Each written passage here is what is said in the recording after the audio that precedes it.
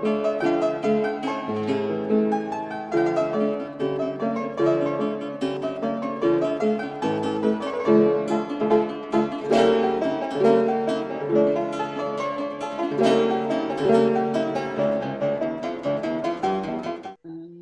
да, лајф е. Добро, ајде.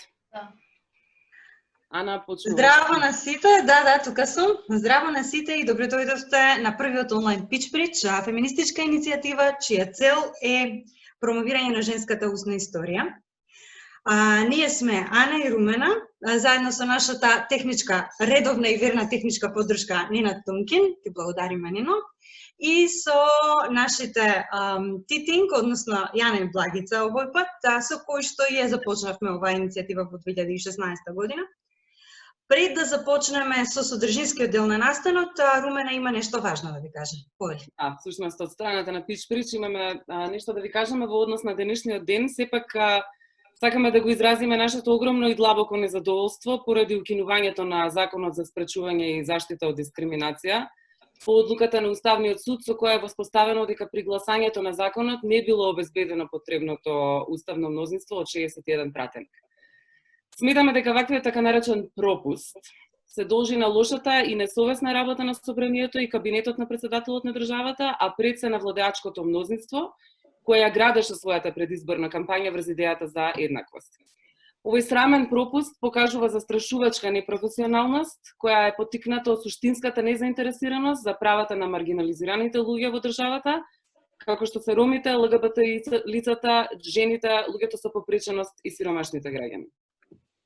Овој чин покажува и непочит кон макотрпната и професионална работа на граѓанскиот сектор, кој 10 години се застапува за носење на сега веќе укинатиот закон. Се приклучуваме кон барањето на граѓанскиот сектор веднаш по спроведувањето на најавените парламентарни избори, Законот за спречување и заштита од дискриминација да се најде меѓу првите точки на дневниот ред на собранието. Тоа беше тоа. И сега да се вратиме на темата за тоа зашто сме тука. Зорјана, извини, повели. Нема проблем, тука сме сите. Како што може да видите, а настанот што се одржува денес е всушност замена за веќе редовниот слем, што минатата година го одржавме во рамките на фестивалот за феминистичка култура Прво па женско. Всушност со оглед на пандемијата и на неизбежниот карантин, поради кој што моравме да го откажеме и нашиот гала настан планиран за 3 март, по повод 8 март всушност, кој што требаше да се одржи во мената, решивме овој настан, слемот, да го префрлиме онлайн и наместо слем да биде да решиме да поканиме неколку наши драги раскажувачки да ги раскажат своите приказни. Самата пандемија на коронавирусот, освен што го погоди и човештвото глобално, на површина ги извади голем дел од нееднакостите во различните општества.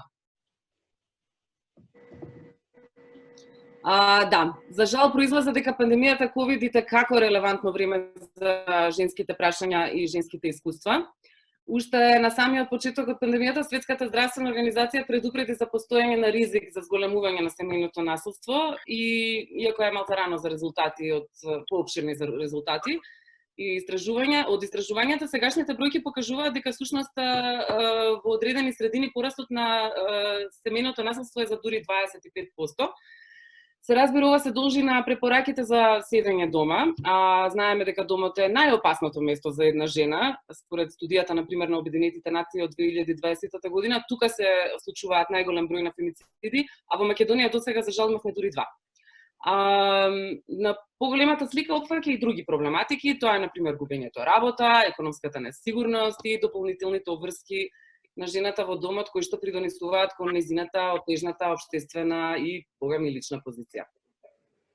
Да, за жал, освен насилството,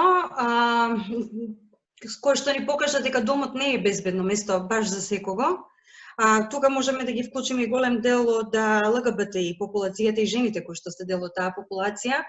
Значи, освен насилството на удар беа реално жените, затоа што тие традиционално ја преземаат грижата за останатите членови на семејството, особено за децата или пак старите, па и лицата со попреченост.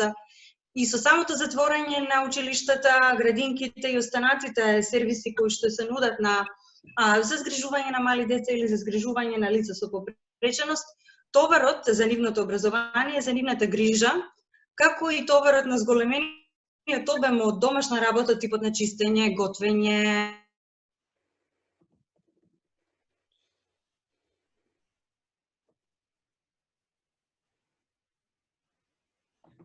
има позитивен тренд, особено во развиените земји, кога станува збор за споделување на домашните обврски помеѓу партнерите од различен пол, сепак мажите речиси редовно го наценуваат својот труд и сметаат дека има еднаква подоба на обврските во домот, дури кога нема.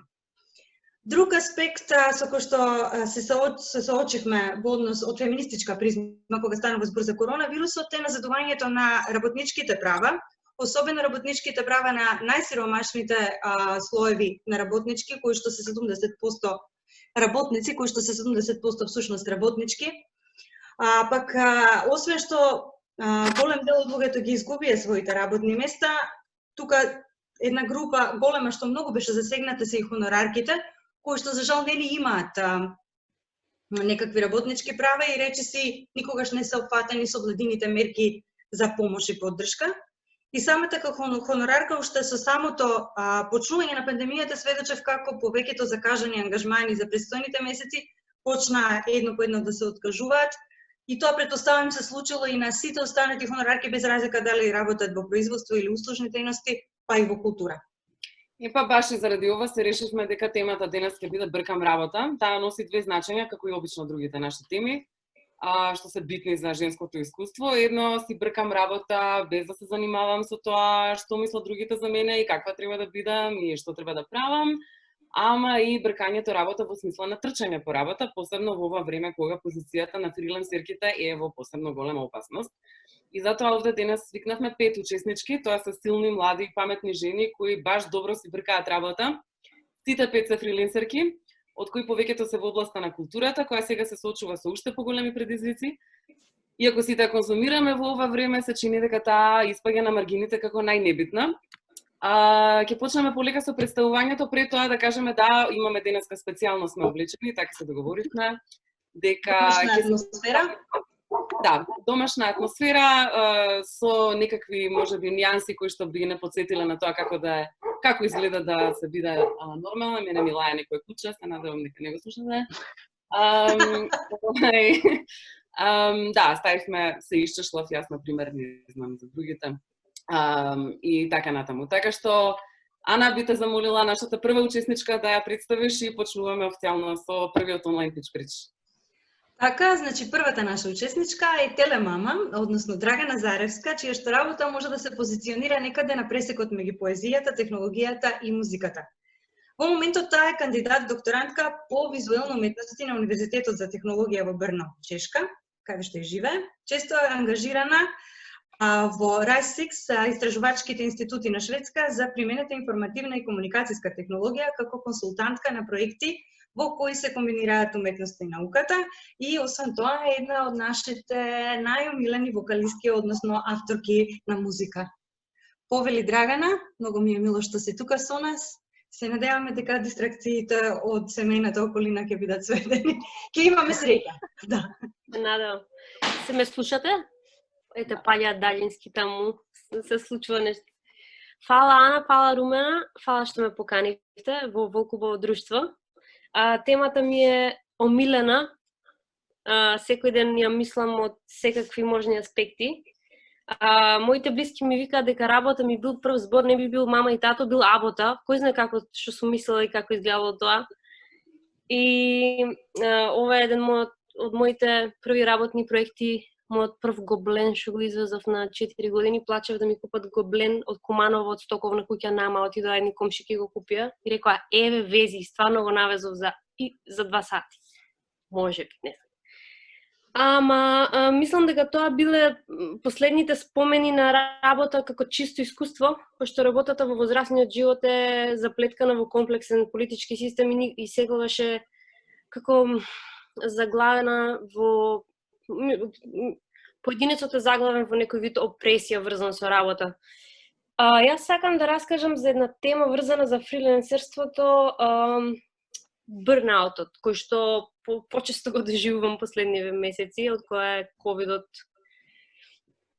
од кога сме во кризава со ковидот и еден парадокс, една приказна врзана со burnout. Пред 2 години кога се преселивме, пред околу 2,5 се преселивме во Чешка, многу работи се преклопија кои што бара од мене максимално вложување на енергија, значи интегрирање на детето во нова земја, учење јазик, сите тие администрации, визии, многу ствари. Секој ден одев интензивно на часови по чешки, околу 4 сати. Работев паралелно во Шведска, спремав апликација за докторски и во тоа време доаѓаше и се уште доаѓа на господја која е потекнала од Украина, ма тука живее и работи. И ми помага понекогаш со домашните работи. И ја прашувам како си поминала преку лето и таа ми вика: "Ау, супер! 3 недели у болница, бев на операција, топ!" И ја викам: "Како, господјо, зашто така?" Жал ми е, и она вика: "Па јас имам 3 деца и 8 внуци во Украина. И кога идам таму преку лето, јас работам цело време и сега си поминав супер, пошто лежев у болница и не морав да работам дома." И јас просто бев запрепастена од нејзината приказна, таа исто е фрилансерка, значи во ковидов и таа изгубила многу клиенти, можам да си замислам, мислам на неа цело време. Мислам дека ќе ја видам следната недела. И непосредно после тој муабет, многу брзо потоа, јас некако крахирав имунолошки, баш од која излезе краток албум за двајца, мислам дека тука кулминираше нешто и мојот имунитет се сруши. И од мала некоја инфекција со ешерихија коли, јас завршив во една прашка болница со сепса. Мислам ке онака во критична состојба. И доктори викаа вечер им требаше време да сватат што ми е, за да знаат како да ме истретираат, и многу сум им благодарна дека ме спасија. И од кога ме спасија утредента, ме ставија една недела на инфузија на антибиотици и ми текна на муабетот со господјава, си го отворив прозорецот, убав поглед, убава храна, докторов на визита ме држи за раче, ми избори убаво и си реков: "Ау, колку убаво одморив", и останав 7 дена да одмарам. Знам дека тоа е бизарно, звучи перверзно и не знам, после ковидов се надевам дека луѓето, најмногу жените, дека нема да работат до таа мера за да мора да се одмараат во болница или да смислуваат кога да се разболат, пошто мислам дека фрилансерите не можат да си дозволат нити да се разболат, пошто се излегува од контрола, макар 3 дена си имал грип, после 2 ти треба уште повеќе време да го вратиш во нормала или таму кај што било, во некоја окей динамика. И мислам дека за фрилансерите нема ден, нема ноќ, нема викенд, работат цело време. Сега се осеќам привилегирано затоа што земам стипендија, во ковидов сум со некој приход стален, ама ако, да кажеме, пред 3 години ме затекнеше ковидот, ќе ми беше сигурно многу потешко. И така, тоа. Не знам, се надевам дека ќе се освестиме и ќе ги оставиме луѓето да си одморат дома и да се разболат дома. Така некако. Да имаат време да бидат здрави, да имаат време да бидат болни, да бидат уморни и да можат се тоа да го процесираат. Бидејќи мислам дека фриленсер е тешко да си жена фриленсерка, змеј со 3 глави и со, не знам, 100 раце, вака. Така да мојата приказна е отприлика тоа. Па фала ти многу, Драгана. Ова е добар документ за нашето време, доста реална ситуација која што ќе остане да сведочи за тоа што се случувало. Фала ти за твојата искреност. И понатаму одиме со нашата следна раскажувачка. Тоа е мојата другарка Тамара Ристовска, дипломирана актерка, која веќе 3 години работи како фриленсерка.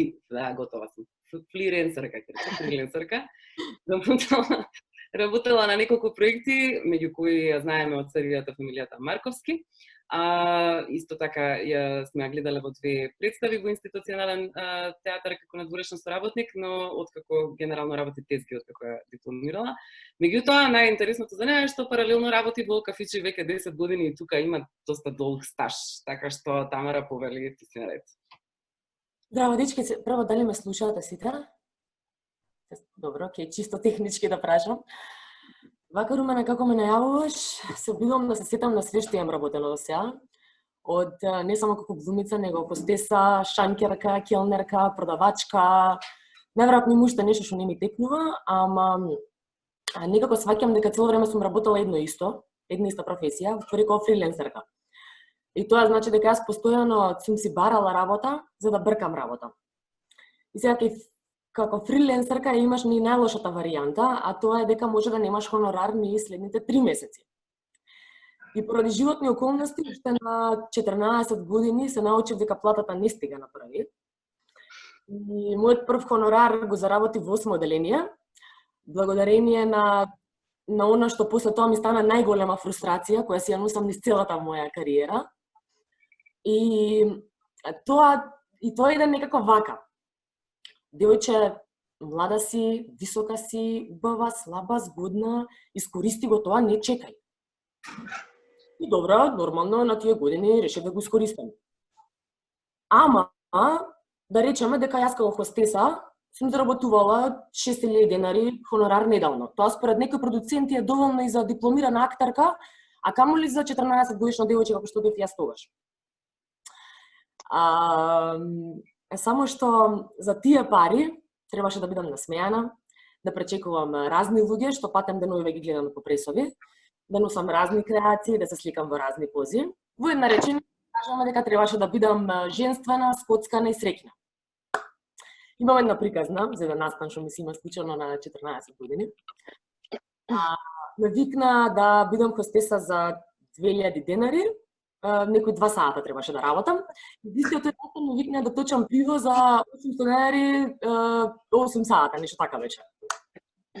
Кога Наташа ме ангажираше за настанот и реков дека ќе точам пиво, пречекувам гости, во еден момент дојде и ми кажа: "Ле, Тамара, да молам само пробај да не примета дека си ти. Може никад нема да те викна да работиш за нив." Да бидам искрена, не дека тоа не ми исплаши малце, иако јас горе-доле бев решена дека ќе точам пиво за тој настан, ама народски кажано, не сакав да си ги затворам вратите. И сега за среќа или несреќа, решив да ја послушам, и нели нормално дека баш така си ги затвори вратите. Нистиот тој настан, додека седев и точев пиво на штанд, во еден момент приметив дека се доближува човекот од кој што требаше да се кријам и за кој работев 3 години. Доста сам уверено изгледав. Во еден момент приметив дека ме ѕирка и се доближи до мене и ми рече: "Абе, Тамара, ти си?" И јас многу сам уверено во тој момент му одговорив: "Се извинувам, господине, сте се препознале." Затоа што најверојатно од страв да си бркам работа во тој момент. И после тоа, после некое време, сватив дека тоа од типот на пази да не си ги затвараш вратите или може никад нема да те викне да работиш за нив, мислев дека ќе го слушам само како хостеса и како модел, ама после тоа сватив дека се користи за други професии, а особено за онаа во која дипломирав. Но среќа кај нас има повеќе кафичи него ли театри, па брзо ме вработија. И така ми почна мојата холивудска кариера од 10 години стаж. И од тие 10 мислам дека 2 или 3 бев пријавена во пензиско. И тој период ми беше на: "Девојче, ќе ми донесеш шеќер или ќе влезеш ти во кафело?" Не знам, кукле, до која ќе ја носиш униформава? Добро, имаше и као: "Дечко, извини, може да ја викнеш колешката да ми послужи?" Сакам да кажам дека кај нас келнери и келнерки се 60 до 70% на млади луѓе во државава кои патем први добија откази во кризава. И врз кој општиот третман се гледа преку културата на бакшиш. Значи, нели нормално кај нас ако келнер, мислам кај нас келнер се наградува ако добро ти слугувал. И јас како девојка келнерка, мојот бакшиш зависеше од тоа дали јас ќе се насмеам на кукле или дента, не знам, ќе облечам униформата или можеби ќе облечам кратки панталончиња. Како и да е, имаме некои изреки кои што викаат, како тоа што ви ја кажав, пазете да не си ги затвориш вратите. Имаме и, не знам, келнерот секогаш треба да е насмеан. Или муштаријата и режисерот се секогаш во право. Има една, која што според мене е најстрашна од сите, и вика дека секој глумец после дипломирање треба да се вработи. И од тоа навеќе ме фаќа страв, затоа што како гледам, како растам и како одбрав оваа професија, сватив дека некако сите мои професии се испреплетуваат, каде нели во чаршија ќе нас обично секој знае подобро од тебе за тебе. И твојата главна одлука, односно твојата лична одлука која ќе си речеш не сакам во овој период да се вработам или не сакам во овој период да идам на тој конкурс, не се сваќа како свој начин на бркање на работа, туку како лоша келнерска услуга. И еве за крај ветувам дека нема уште многу да зборам, ама може ако утре се одлучам да бидам на дневница, може утре ќе ми се смачи да бидам на дневница и ќе решам да бидам вечно вработена шанкерка. Ама кај нас не е прашање на избор дали сакаш или не сакаш да бидеш на дневница или да плата на први. Затоа како фриленсерка веќе многу долг временски период, многу сум среќна што го имам личниот избор и ја имам слободата да се одлучам дали ќе пречекувам гости или ќе точам пиво. Тоа е тоа, дечки. Фала. Супер, фала. Фала ти многу, Тамара, за оваа супер приказна. Фала ти за тоа што и малку го начина онај општ паланички феномен, ако можам така да наречам, на силеџество и на непочитување на секоја работа и за жал непочитување на речиси сите работни места на кои што ти си била, особено како многу убава жена на тоа работно место, која што мора да се гледа исклучиво во еден определен контекст, што една од работите што мене многу ме фрустрира, уште сега готова сум да се искарам. Но, добро, ова е многу, ти благодарам, многу убаво го прикажа. Тоа и мене ми се вратија многу слични ситуации што сум ги сведочала. И да, навистина тоа нешто се надам дека и дел од гледачите ќе се замислат дека има и такви, можеби кои што биле во улога на кукле во шекерот, ако може да влезеш. Кукле ми е омилено. Не во шекерот, извини, во кафево. Да, кукле. Имаше куклињата. Кукле е виша литература. Литература, да. Објавувана и почитувана. Добро, да, с цел да одржиме динамиката на настанов, сега продолжуваме со нашата следна раскажувачка, а тоа е Елена Петрова, која предава англиски, преведува, пишува и како вистинска фриленсерка секако има време и за проекти кои главно се фокусираат на родовите прашања, мора како фриленсерка да има време, се разбира, и феминизмот. Всушност провинцијалка која живее во Скопје, најверојатно ќе видите на точак како избегнува некои искуства, речиси смртни по улиците и булеварите заради важни, убрзани и секако секогаш во право, како да кажам, шоферчиња на кои што секогаш им се простува, да. За нив не важи секако нити карантин, нити полициски час на партизанска, тие бркаат работа скроз. А ти кај се најде таму со точакот сега баш да поминуваш? Фала Богу. Или си возела косо. Дали прво да ве прашам дали ме слушате сите и да ви ставам окей. Окей, добро.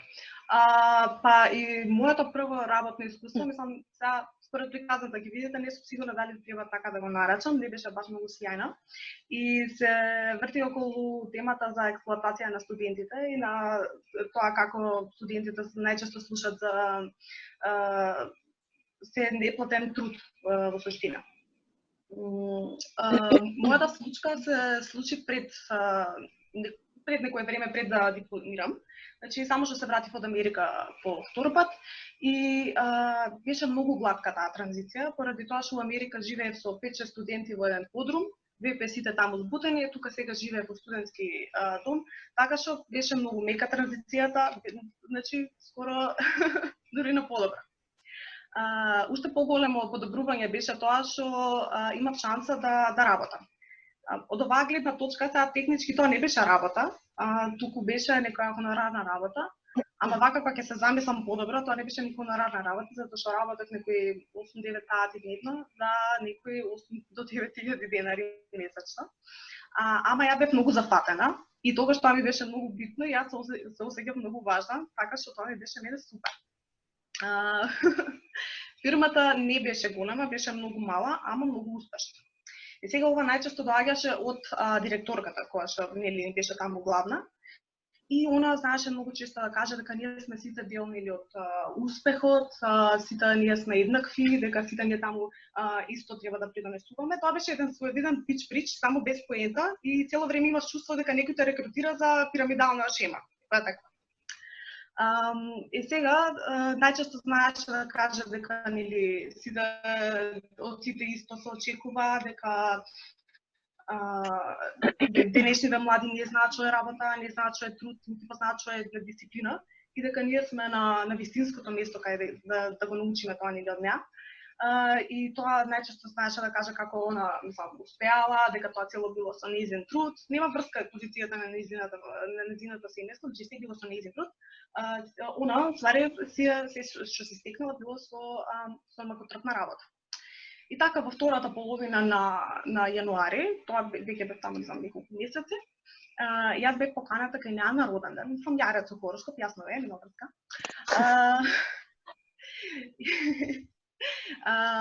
Јас бев многу возбудена заради овој роден ден, две причини. Првата причина беше поради тоа што не требаше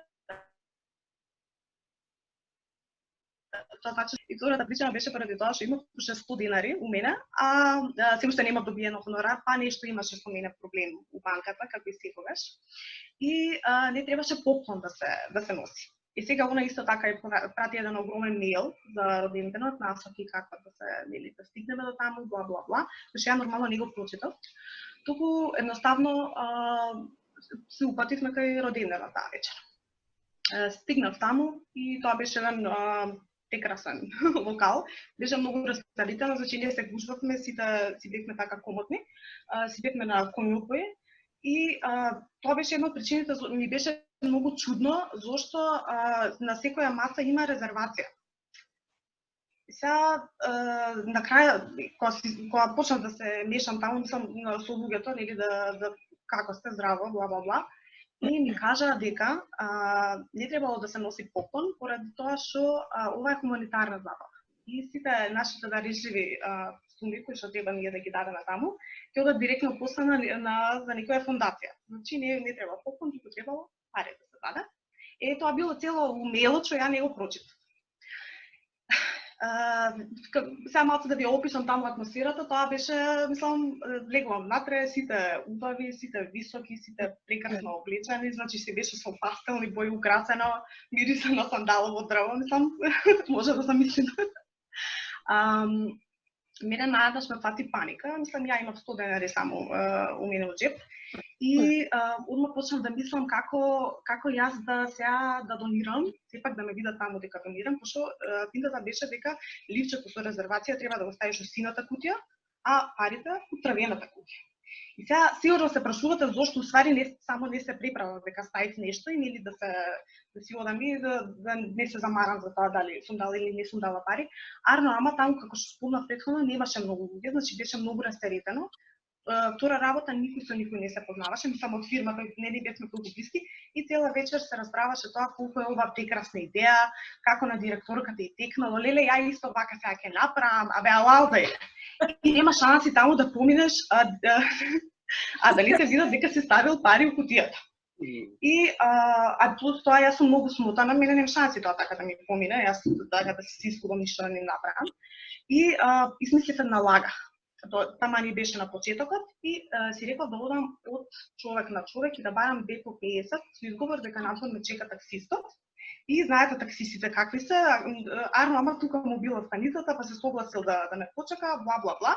Битно тоа ми беше изговорот, со тоа што нели едната 50 да се ставам кутијата, другата да ми биде за мене, да не морам од блат. И така јас си се впуштив, одам од човек на човек, извинете 50 денари, 2 по 50, мислам колку бевме таму 20 души на роденден од 30, сите ги прашав, никој немаше. Келнерите нормално одма ме одбија, немаа овие ситна, а овие другите сите, вклучувајќи родендинката, само што кога доаѓале наваму ги дали у таксите пари. И сега јас пак почнав да паничам, бев и многу гладна, почнав да се потам и си реков добро време за нов план. Отидов во ВЦ, малце да се Средам и качам надвор и сега со изговор дека јас веќе сум се снашла со таксистот и барам продавница кај има. Ја не знаев тоа, прв пат бев тогаш у тоа мало и не знаев кај има продавнице. И прашувам пак сега, и сега тука се настанува гужва, деваче се најдали ти, најдали пари, да, најдали 50 денари, абе дај да ти дадеме ако немаш, бла, бла, бла. Нема врска, викам, јас само продавница не ми треба. И тука има нормално еден колега секогаш кој е малце понапиен и ова сигурно и мене тука пошто бев многу нервозна и така ми беше едноставно страв не утнам нешто. Ми почна да ми се испушта дијалектот. И сега ова му се случува сигурно на сите девојки во Скопје. Машко пак е да слуша дека зборите на нешто што не е нели скопски, одма ме прашува од кај сте и почнува говори најлошиот франкенштајн дијалект на свет. Значи он збори белчевски, евгелиски, он збори се, ама ништо не збори, битно збори. Да. И он тука почна нешто да ми збори, абе ти кај ќе идеш таа сама тука, темно е надвор, да ја ќе дојдам со тебе, мастика ли ти треба? Хаха, ја имам мастика, бе. Нема врска. И од тука мене више преку глава ми дојде, кај цела бев испотена, кај ми се јадеше, кај гледам дека лотарија више треба да се влечи, нели со имињето у кутијата. И му реков, извини, ја треба бошки донам да си купам, затоа ми треба продавница и тука готово ме успе на рад, отидов се на рад. За среќа у продавницата ми раситнија пари и побрзав да си се вратам ја. Влегов, едноставно само ги ставив ги шибнат тие парите и името таму кутијата. И си зема предначинија, си ја наполни со јадење и си седнав таму од позади да си јадам. И тука они нека си влечат лотарија. И сега слушам, нели, Маре од кадрово доби 10% попуст за не знам шо, за масажа, тука лосиони за тело, бла бла бла. И више ја унесена, полна устана ми беше полна. И гледам нешто сите.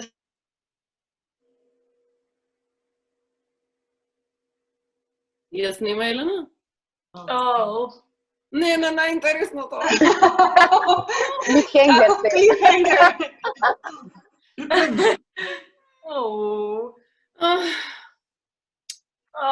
Интересно. Ај може ќе се врати па ќе продолжи таму, ќе ше било пуно. Тука ли е? Тука сум, да. Значи таму кај што ти е полна устата зас настана. Така.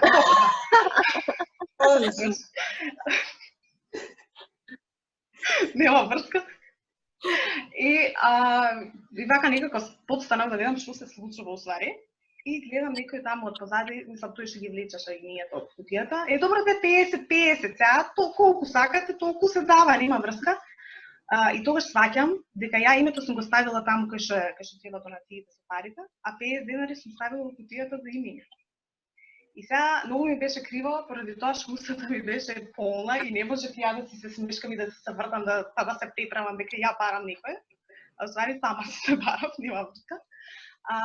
После си седнав, сите знае дека тоа сум. Јас сум сега од оваа дистанца, вака кога размислувам, не е ништо, не знам, кој знае колкав дред тоа што сум го направила, али тогаш ми беше многу тешко и знам дека поминав остатокот на вечерта си се тешев, затоа е добро да од кај ќе знаат, нема да знаат дека си, бла бла бла. За на крај да ми текна дека у другата кутија кај што се парите, кај што се сумите, ќе има едно липче каде што ќе пишува Елена Петрова.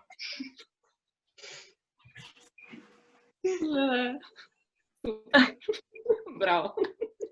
Фала ти, Ептен, за ова многу убаво ја опиша цела економска нееднаквост вака во државата со едно кратко приказниче вака. Многу добре призма. Фала ти, Ептен. Се кичот и лажењето и тоа и устата полна, посебно ми се свиѓа. Мајка здарицата мене особено ми се свиѓа. Такви као да ги вадат на фотокопир, мислам дека се прилика. Да. Блажено несвесни каде живеат. И имај позитивни мисли, ки ти се смени денот. Нема да си гладна. Размислувај дека ќе ослабиш ако си гладна. Ако не е ништо за 50 денари макарони. У сама си крива за се, затоа што ете она исто така се самата направила во својот живот. Секако се разбира, да. Да, еквариче сите убави, сите високи ми падна многу смешно.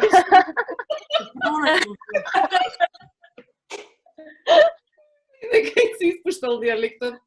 И таа, као... Да, и тоа е елементот на нееднаквост. Да. Добро, одлично. За малце и 50 ке кажеш, не 50. Супер, Елена, фала ти многу, беше забавно. на вас.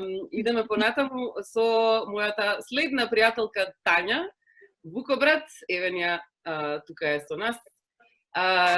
Тања е дипломирана графичка дизајнерка на Факултетот за арт и дизајн Европскиот универзитет, а како фриланс илустраторка работи веќе 7 години и најчесто изработува детски илустрации и корици за книги. А ја знаеме и како келнерка и шанкерка и другата половина на нашиот омилен бар Лакања, каде што јас и Неджо киснеме. Со најголеми дози. И така, јас и Тања сме исто дека во Битов не многу оддалечен едно. А денеска пробував малку да ја намамувам да раскажува со графче. Така што имаме технички проблеми, оправдано не. Повели Тања, баш ни е драго што си тука со нас. Прво морам да кажам дека можам да се надоврзам на сите претходни приказни. Поготово со Тамара, бидејќи она работела како келнерка. Мене тоа не ми е првенствена професија, бидејќи дечко ми го држи барот, јас таму одам кога имам слободно време, да помагам, некогаш одам сама да отворам и можам многу добро да ги разберам тие нееднаквости што претходно беа споменати. Некогаш имало моменти кај што ти спомнуваат дека, например, како си облечен, дека си го трошиш потенцијалот со оваа работа, дека можеш многу подобро, премногу си убава или не знам, нито згодна, можеш да си најдеш подобра работа. Тоа уствари значи дека било и покана, например, некојаш и за кафе, за да се разговара за дизајн, за логоа, ми треба изработка за ова она, чисто за да најдат некоја тема за муабет. Тоа страшно ме нервирало, бидејќи имаат од старт некоја перцепција дека ете младо девојче на некоја не знам, несигурна работа, ајде сега ќе си пробам шанса да искористам за да не знам што, нека ми да размислувам понатаму како бил тој муабет. Исто така во одредени моменти имам приметено дека за иста работа кога станува збор, што ја кажува дечко ми, например, додека е на работа или јас, имаме сосема различна перцепција. Дали се плашат од женски авторитет на некој начин, не знам ако добро се изразувам. Најчесто го се поисовестува со некаква хистерија или еве со некакво лутење. А ти си таму да си ја завршиш работата, најнормално, како и секоја работа. Со фриленс работата што ја работам од дома, малце сум поизолирана од овие проблеми, бидејќи таму барем не те осудуваат по тоа како изгледаш, колку години имаш или било што друго, едноставно имаш портфолио со твојата работа, си го праќаш и само тоа го гледаат. А со оваа работа во барот е сосема различно. И тука решив да ви споделам еден пример со еден дечко што ми пиша на Facebook и ќе ви го прочитам за да го пренесам.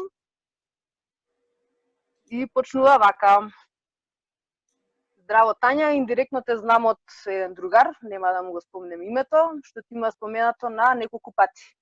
Ми спомна дека работиш некоја банална работа, не поврзана со креативност, па сакам да те прашам како ти е работниот статус, слободно време за проекти и така натаму. Тука од одма се гледа проблемот, значи тој прво се поставува како некој спасител да ми нуди некаква работа или помош со мојата банална работа. Иако јас веќе многу години работам фриленс и си имам проекти цело време. И јас само му одговорив дека долго време веќе си го работам тоа со илустрациите, не му ни спомнав ништо за лошиот израз. и понатаму си продолжи муабетот нормално, ми ги објасни проектите што можеше да ги понуди. И потоа пак спомна, имаше потреба да спомне дека јас работам банална работа. Само да го најдам делот. Првично ти пишав затоа што другарот ми спомна дека работиш во Менаде или не знам како точно беше, па си реков подобро да влезеш во ова отколку да си го трошиш потенцијалот како келнерка. И тука има цел реферат за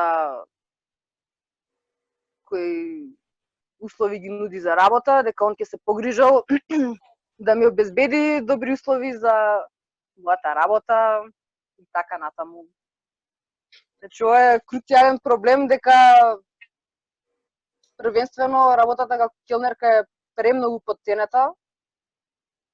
Значи, сепак има многу луѓе што го работат тоа, има студенти, има луѓе во различни ситуации, има луѓе кои едноставно им е убаво, забавно им е да го работат тоа и се сведува на еден ваков, да не речам селјачки муабет, кај што се поставува како дека нас ни треба помош, не знам, дека оваа работа е безвредна и тоа отсекогаш ме на живци, имало гости кај што буквално се заканувале ќе ти се измочам во кафанава, не ти плаќам за пијачката, не знам што. Имало моменти кај што на Facebook продолжува конверзацијата понатаму со такви безврска пуштања, ќе си зема за дозвола дека едноставно може да ти искористат, бидејќи мисля дека немаш ништо друго во животов. Што мислам дека воопшто не треба да се потцени, секој може да си избере работа што сака, секоја работа се вреднува и мислам дека на тоа никогаш нема да се навикнам и после толку години. Ја мислам дека од 2014 сум во Лакања и стварно не знам како инаку да го објаснам. Мислам, има случајно дури да ти се мешаат во приватниот живот, кај што ќе кажеш, леле, сама те оставиле на работа, кај е дечко ти, јас сега да смерам тема, ќе кажам, па еден ден он одмори.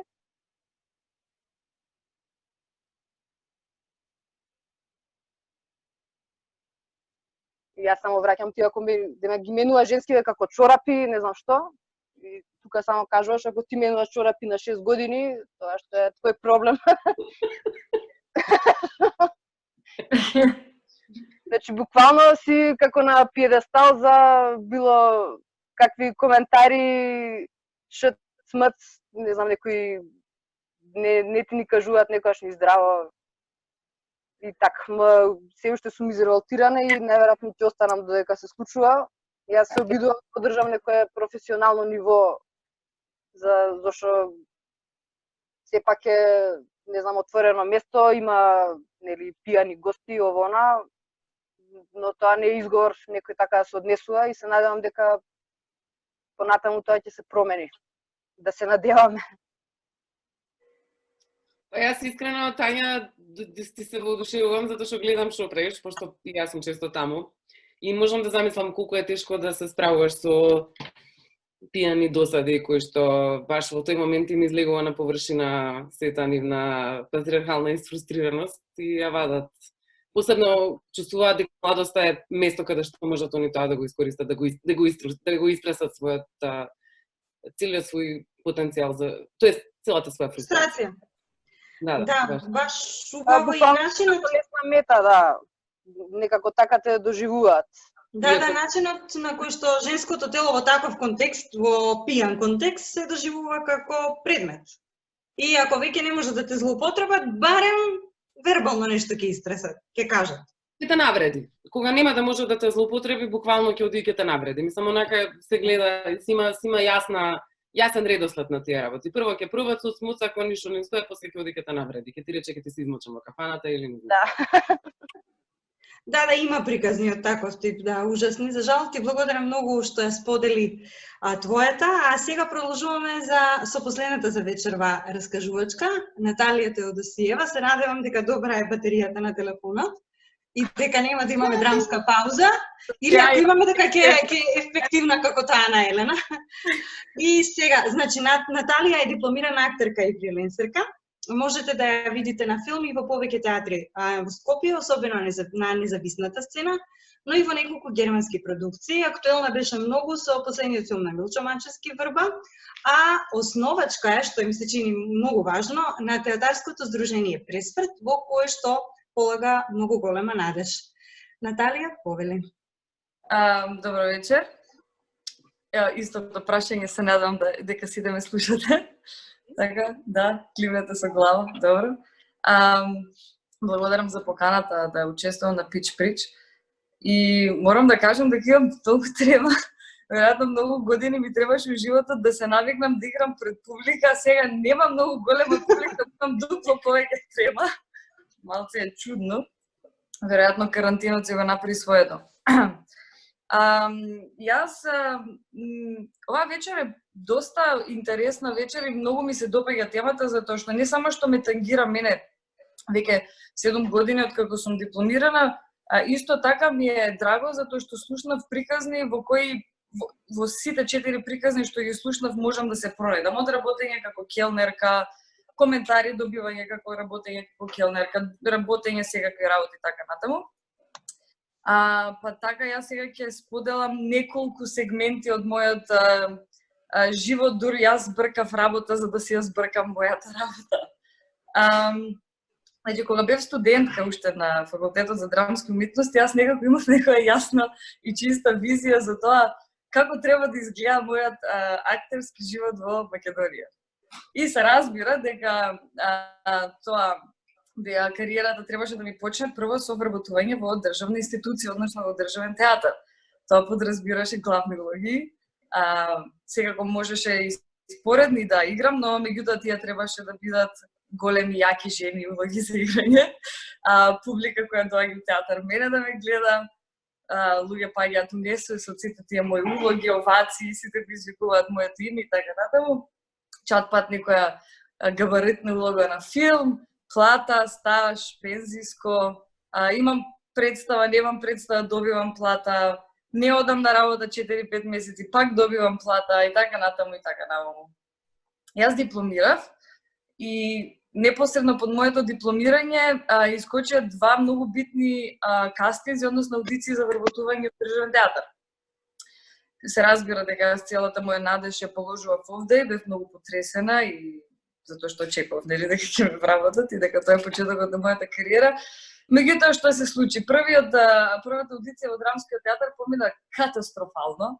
Имав толку многу трема што после монологот не знаев буквално од која врата да се излезам. Толку бев вознемирана што не можев да престанам да плачам цел ден и цела ноќ. И завршив на интерно. Сама си се качив у такси, отидов и реков добро вечер, докторке, ја не можам да престанам да плачам, ме молам, помогнете ми. Ме прегледа, ми каже дека не ми е ништо, ми даде диазепам, нели се разбира, и ми рече као и сега, шо да пишем у извештај, шо, плачка, шо е работа сега? И се отидов дома, се подсмирив, али проблемот беше што утре сабајле да треба да отидам на друга аудиција во МНТ.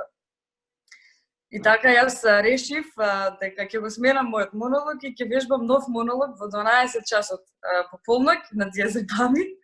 И секако го спремив монологот, си легнав, станав, сабајлето бев комплетно нова жена, глумица пар екселанс, пуна самодоверба и се разбира не ме вработија.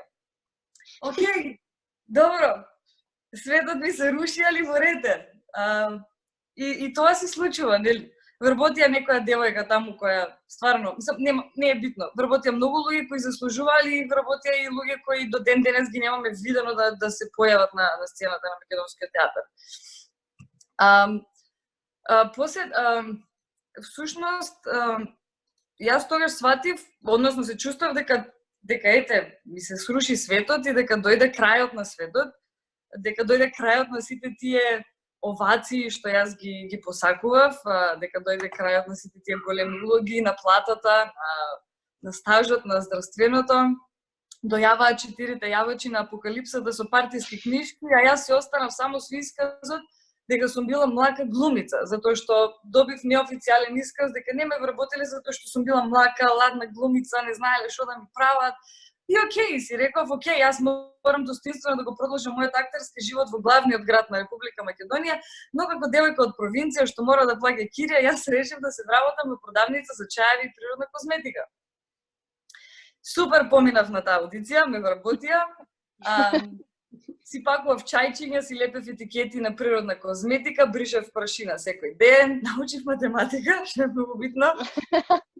И тоа што решив длабоко да навлезам во чајната култура, односно да се посветам на изучувањето на чајното дрво Камелија синенсис, од чие листови добиваме зелен чај, црн чај, жолт чај, така натаму, или сите чајеви кои ги разликуваме по боја. Многу малку луѓе валјда знаат дека црниот и зелениот чај потекнуваат од исто растение, а веројатно исто толку многу луѓе ги интересира овој факт. Научив да правам сапун од здравец, кој е благопријатен за вашето лице. Исто така научив да правам пилинг од шеќер и кафе, кој им задава смртоносни удари на вашиот целулит. Газдите беа многу задоволни од мене, јас исто од нив. Сепак тие многу ги почитуваа моите актерски побарувачки и така натаму. Дори имав една колешка која онака секој втор ден ме менуваше за да идам да играм представа или за да одам на снимање. Се разбира дека мојата способност за односи со јавност беше на едно високо ниво, зашто тука се потперав на моите актерски способности, така натаму. И после тоа јас решив да се префрлам во угостителство.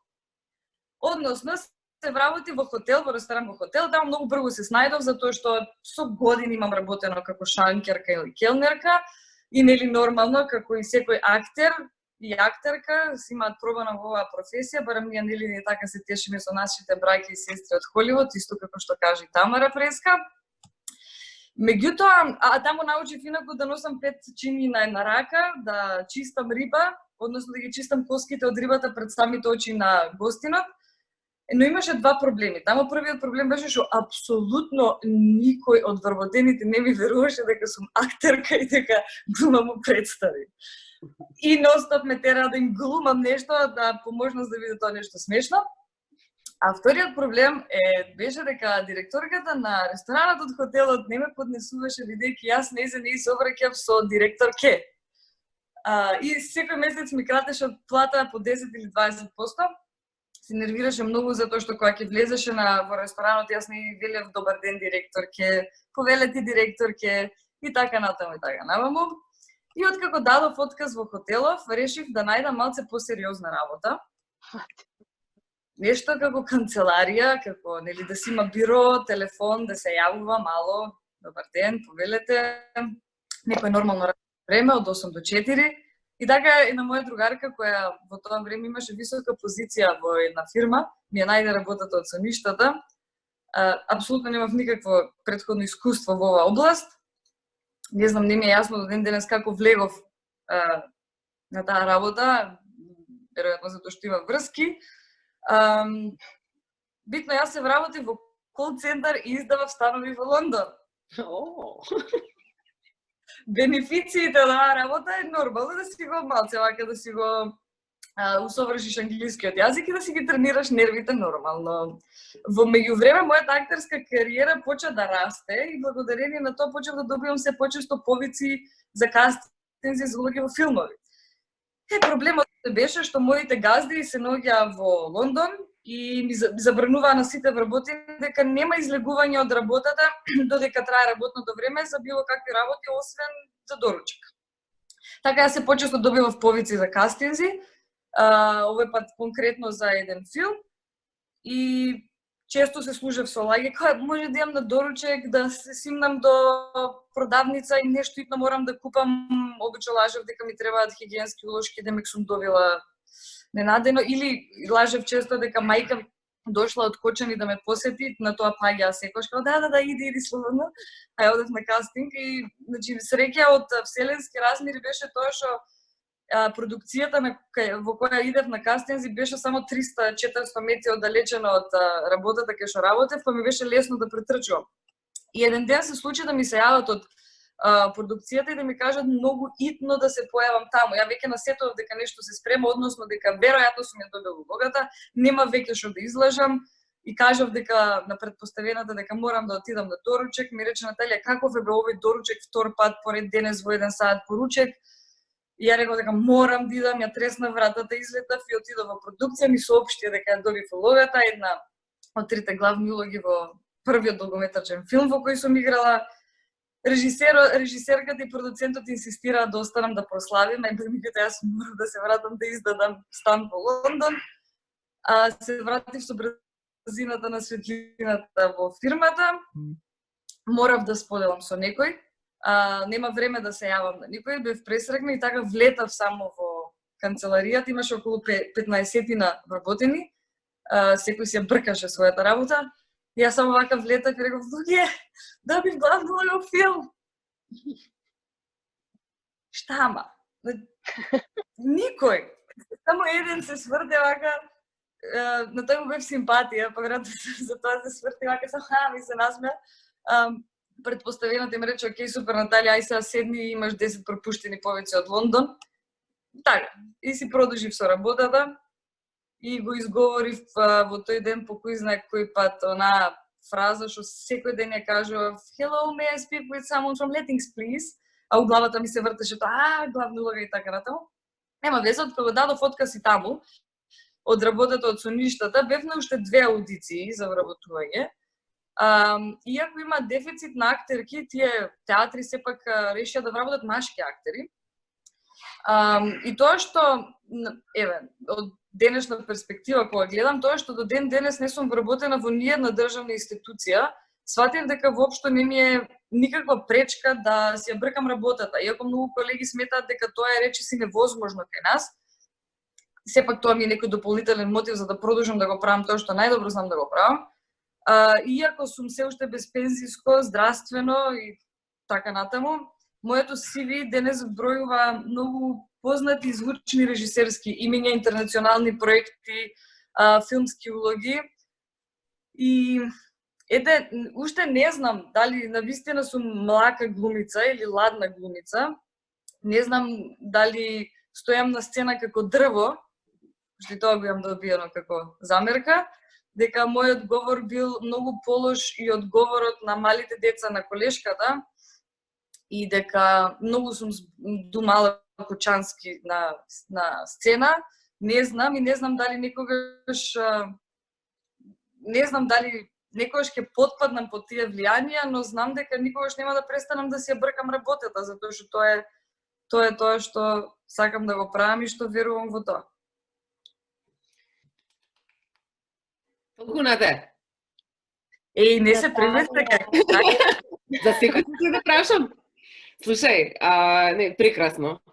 Јас сум те гледала како дрво стоиш и глумиш во адаптацијата на мојот текст, мојот марш. Таму си едно од најомилените мои дрва.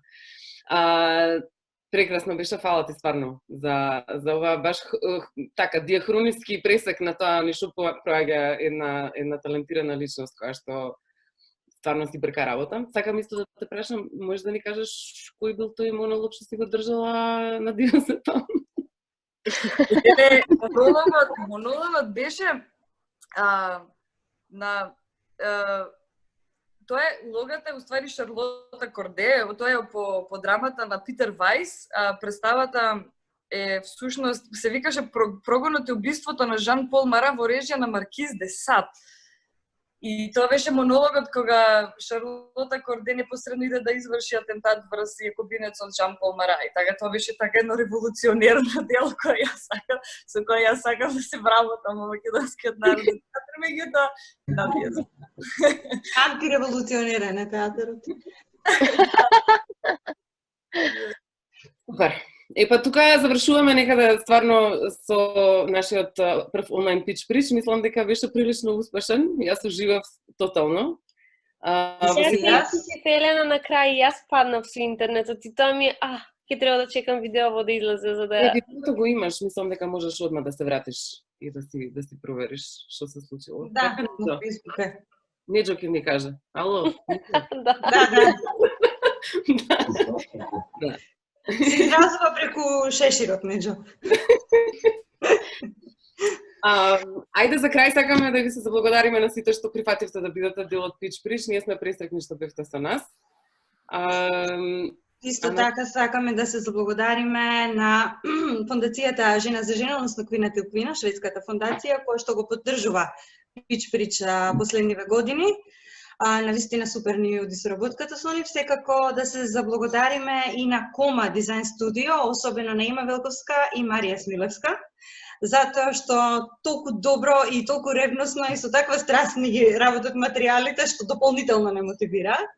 Секако јас да се благодарам на сите наши, мислам дека ова ни е најмлада постава. Можеби на Слемовите, да, добро, биле така млади девојки. И толку добро. Да влезе. За да влеземе во кафето. Да, така. Шекерчи, куклиња. Да ви се заблагодарам, куклиња, што вака фино раскажавте и вака паметно размислувате.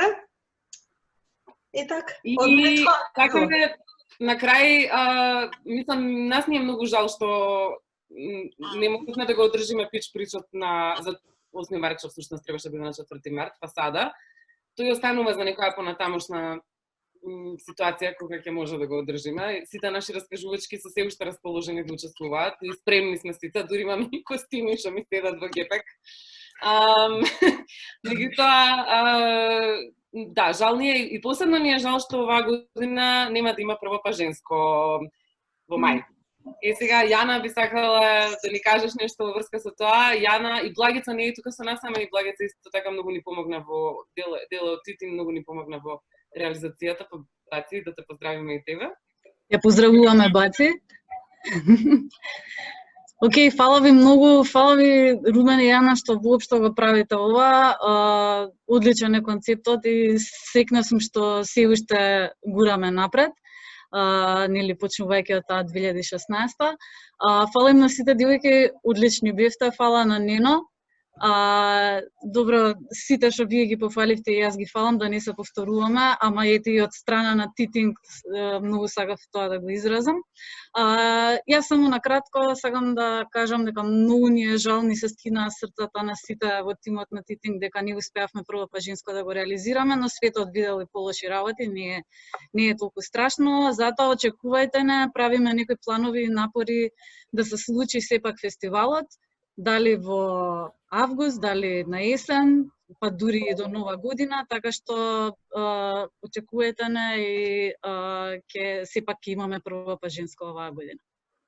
Така, за крај да се заблагодариме на околу речиси 500 гледачи што ни гледа онлайн. Навистина ни е мило што има публика за овој тип на настани. Кога започнувавме, апсолутно не знаевме дека можеби и ова ќе се случува еден ден. И се гледаме, се надеваме дека што побрзо ќе изгасне пандемијава и човештвото ќе најде некакво чаре за да се справи и дека ќе можеме, барем со Pitch Pričевите кои што беа една добра работа од старото нормално, да си продолжиме како порано. И сега нечем само да ти кажам, ако може да го изгасиш стримот, а ние да останеме да си поговаркаме. Може.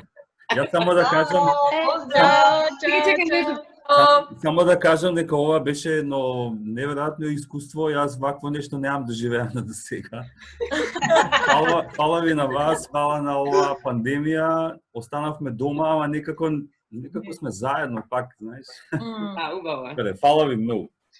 Фала ви на вас. Ајде, чао! Чао, поздрав! Чао! Чао!